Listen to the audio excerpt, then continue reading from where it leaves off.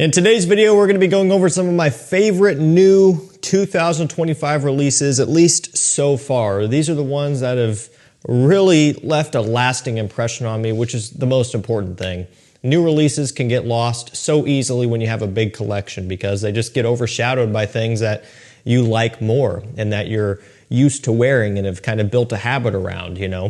For a new scent to break into a collection that is already well established, it takes a lot for it sometimes. And for me, these have stood out time and time again. And one of these is really, really new that I'm just so impressed with. Everything else has had a little bit more time to simmer and I've had more time to really wear them. But overall, these are the ones that I like the most so far out of the new releases this year. Still have a few months left. Probably do another video as we wrap up December. But this is what I like right now. And for the most part, you can get all these on discounters at this point as well, which I'll link down below. This first one is Jean Paul Gaultier Le Beau. It's Flower Edition. You know, I really didn't think that Paradise Garden could be topped by anything. I didn't think that they were going to be able to release something that would rival that one. I don't know. I felt like they did such a good job with Paradise Garden. It got so popular, so hyped up, and wasn't really expecting to see anything else that good after. Flower Edition came out, and at first, at least on paper, I wasn't really looking forward to it. Mainly because, well, I'm not a big floral fragrance guy. Here and there, a nice white floral with plenty of balance is great if I'm in the mood for it, but other than that, not the biggest fan. The interesting thing about this is that it's not overly floral, at least in the way that you might think. You know, I was expecting something, I guess, kind of like in the category of Moschino Toy Boy. You guys probably know what I'm talking about with that one, a very floral-based, rose-heavy scent. A fresher rose, but rose nonetheless. Very divisive one, you know, and I definitely appreciate it. And I love that they did something different with that one. Not something that I really reach for. It's not a bad scent. It's just not something that's in my wheelhouse. I was expecting this to be somewhere over in that corner because of the name and the fact that they have a flower glued right to the front of this thing, but it's not. Nice and fruity with some of that Le Beau sweetness, but also it is the freshest of the bunch. It's even fresher than Paradise Garden, which was already a step in the fresher direction with the green kind of mintiness that it had going on. There's a little bit of a watery component to Flower Edition as well.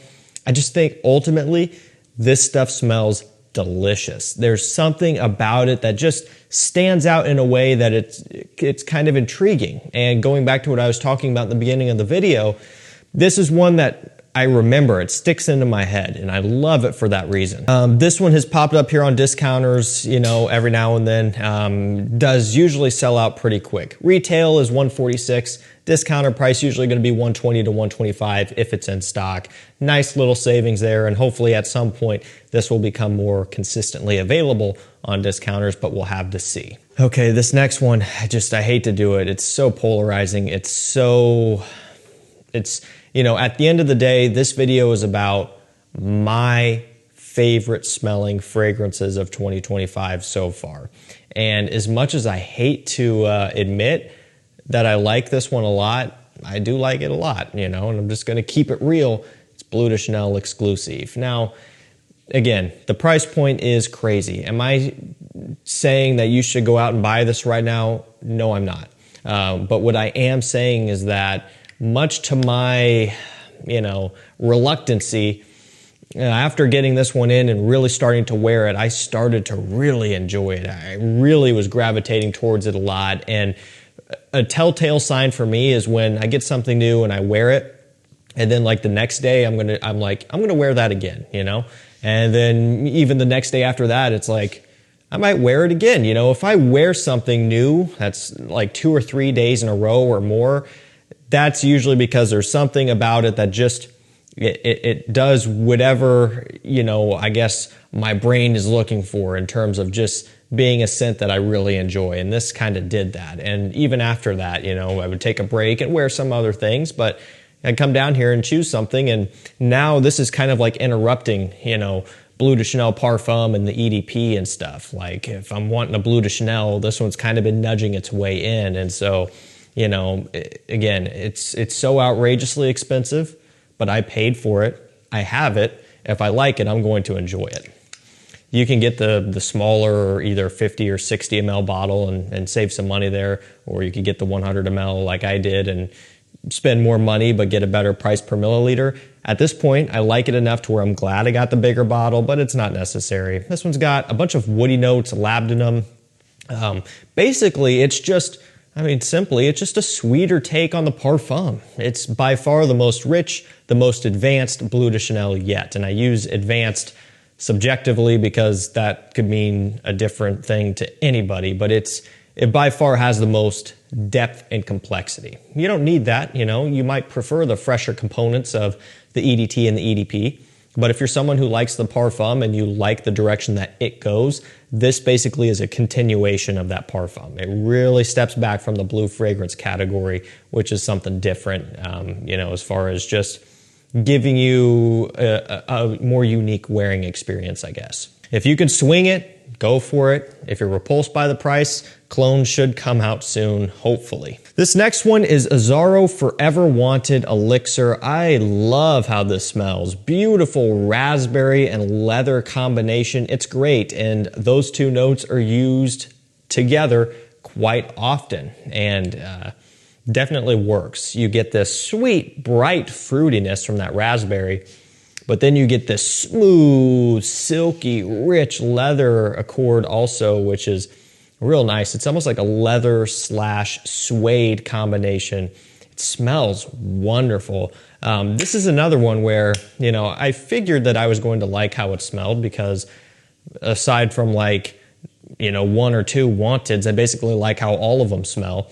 So I knew that it was going to be something decent, but I wasn't expecting to like it this much. And over the years, my ranking has changed. You know, for the longest time, Wanted by Night was my #1 because all we really had was that, the original, or tonic. Once they started introducing more flankers, some things got thrown into the mix, and now my top 3 are going to be Wanted by Night, Most Wanted Parfum, and Wanted Elixir in no particular order. You know, that's the hard part.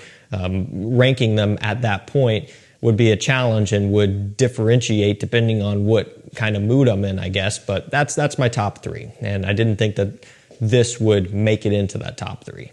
Like you would expect, a great performer, so no problems there. And I believe, I'll double check, is it a Parfum? I can't see. It is, so that's a bonus as well. True Parfum. Discounter-wise, you're looking at usually just a touch over $100. $100, $105. Sometimes testers will come up for $90 to $95, a little bit of savings there, but ultimately this is quickly falling in line with the rest. Most Wanted Parfum and Most Wanted are usually a little bit less than that, sometimes $75 to $80 if you're lucky. So given how new this one is, I think there's still some room for it to drop down as time goes on, but I have no problem paying $100 for this. I bought it at whatever the retail price was, and I have no regrets. Okay, this next one is the very, very new one that I was talking about. It looks really new as far as, you know, like just hitting major discounters within the past week. But this has been on TikTok shop for like several weeks to a month now almost. So it has been available for longer than what it might look like. Just not everybody shops on TikTok shop to understand that. So I've had this for a while. I've already done my review on it a little while ago. And again, as far as what's in this video, this is by far the newest to my collection. And I wasn't expecting it to be this good. I'll put it that way. It's Hawas Kobra, of course, by Rasasi. They released like 4 new ones all at once, and when they do something like that, that doesn't really, you know, look all that good. They're just dumping 4 new fragrances on you all at once. Now, keep in mind, Armaf did something similar a while back with a few Club de Nuits. We had Urban Man Elixir and, you know, Iconic, and I don't know, was there maybe it was just those 2? I can't remember. I don't know if they did 4. Anyway, you know, it's interesting, and it looks like they're diluting the brand, but this one especially really can hold its own. And basically, it's a Louis Vuitton Imagination twist. Very heavily inspired, but a bit heavier, a bit richer, and amazing performance, which is such an awesome thing. It's right around like $50 right now. I think that price will continue to come down as it, has some time to settle. But for the money, the quality, the performance, the blend, and the accuracy is amazing. And I've already mentioned this in my review, but there is a little bit of a variation. It's not 100% spot on, but man, it's really pretty close, and it's very obvious what they were going after here. And what I like about this is, I already mentioned it, there's more of a heaviness to it, more of a richness going on, especially in the dry down, which I'm all for. I like, and I think it gives it a bit more character, which is definitely something I would not complain about. Just really, really good from start to finish, and so many people are going to be so happy with the performance. I know I already mentioned that, but just trying to drive that home. This stuff is incredibly strong, like really, really great longevity and a room filler as well. I think this is one of the better clone releases we've had this year. This last one is John Varvatos Artisan Forest. Is it kind of a nod back to the old days of John Varvatos? Maybe a little. Now, it's not quite. I don't know, maybe it's just me being biased because, I don't know, I have such a bias for those old John Varvatos, and it's just a different time, but it definitely is in that direction, no doubt, and is a lot more unique than what they've been putting out as of recently. There's a ton of notes going on here with a nice orange. It's not a clementine, but it's a tangelo note is what they list off, and then a bunch of fig, both fig leaf and fig, and then some rosemary, I believe, maybe some sage. Basically, what you have essentially is the orange base of Artisan, so that is still existing, just a bit of a different, orange note, but still gets the idea across, and then just a bunch of aromatics and some woods. And so it really truly does smell like you're out in nature, out in the woods. That's a great name for this one. The presentation fits that perfectly with that green hue that the glass exhibits in there. Maybe hard to pick up on camera, but it is there.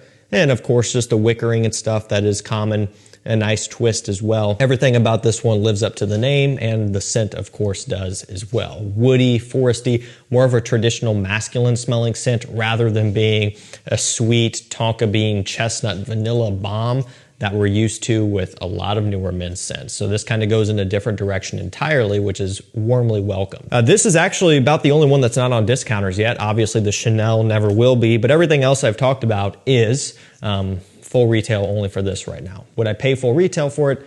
No. I did because, well, that's my only option and I wanted to get it, but I would not do that. All of you guys out there watching, don't buy this at retail. It just doesn't make sense. You're over $100 for this. It's gonna hit discounters for less than 50 at some point. So you could save the money there and really, you're gonna be saving over $100 when it's all said and done. But I would definitely say that you should consider keeping this on your radar. Keep a close eye out. If you subscribe to my mailing list and my YouTube channel, anytime new fragrance releases hit discounters, anytime rare discontinued fragrances come into stock, I send out an email, and I also post over on my community tab. So I'll let you know when this one does show up below retail. You'll have the opportunity to pick it up. This one, it did exceed my expectations. I was kind of expecting to be disappointed given the track record that they've been, exhibiting here recently, but it was a nice welcomed surprise. Really like Artisan Forest. When you can get it for a good price, I would recommend checking it. All right, guys, that's gonna do it for me. My favorite new 2025 releases, at least so far, these really stick out to me. They just have left a lasting impression, and that's so important to me. Like I said, I'll link them down below. Everything except for the Chanel, obviously, and the Varvatos is on discounters for the most part. The Flower Edition might be sold out, but it's back and forth. So you could get all these pretty easily if you do some digging. Thank you guys so much for watching. Stay safe, stay healthy. We'll see you tomorrow with another one. Take care.